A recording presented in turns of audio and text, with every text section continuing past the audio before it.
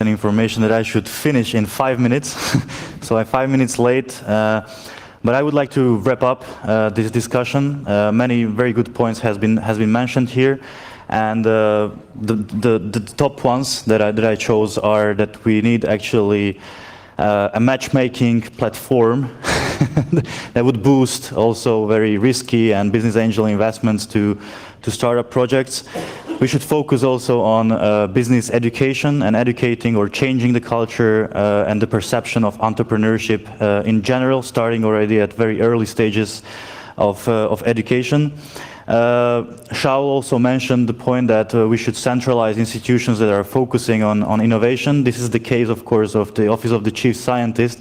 I know the case of Slovakia, there are several institutions, starting from the Ministry of Economy, Ministry of Education, and various agencies who are focusing on innovation, and there is very hard, it's very hard to achieve or fulfill some kind of coordination between these bodies.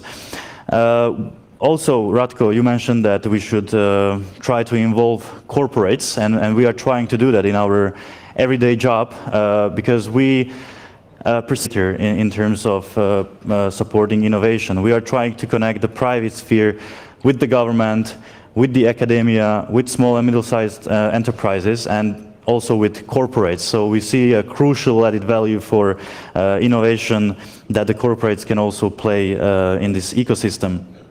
And of course, Tony, you mentioned that scaling up is one of the top questions or top problems that we should tackle here in the European Union. We still need to learn from the US best practices because their companies are scaling up on a much faster path than here in Europe.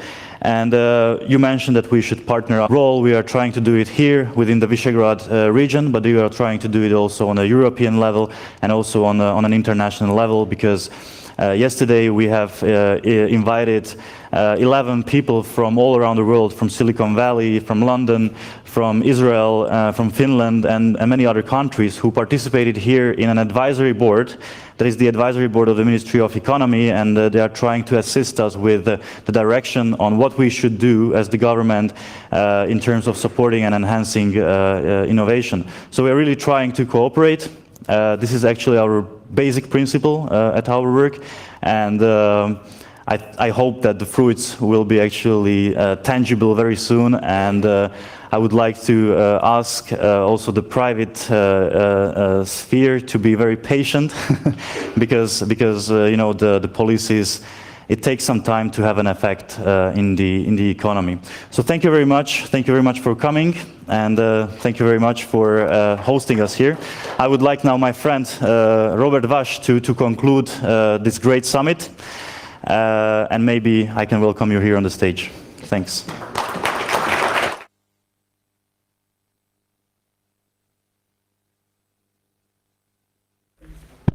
Does it work? Yes. Sorry, I hate to be the last one, the last speaker, and to divide you from lunch, but I won't have a long speech, only 40 minutes.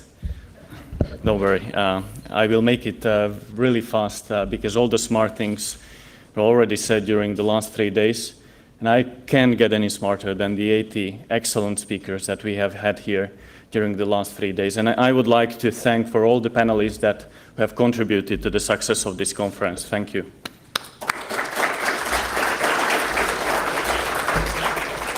So just let me give you a little statistics and a little assessment whether we achieved what we wanted to achieve. First of all, we set several objectives and goals for this year's TATRA Summit.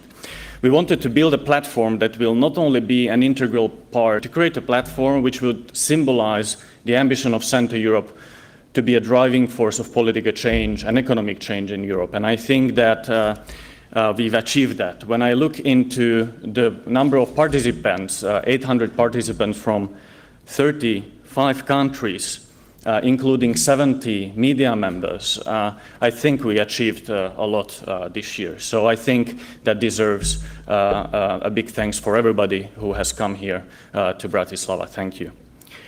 The second objective was to generate ideas on the future of Europe. And I think we had 3 days of inspiring debates, not only in this room, but also in the dozens of side meetings that we had, policy sessions, business meetings, in the sidelines, in the corridors, in the meeting rooms. And these meetings have contributed to tackle very concrete issues for the future of Europe. And it is up to all of us that these ideas do not stay only in this hotel, in this room, but we will work with them in the future.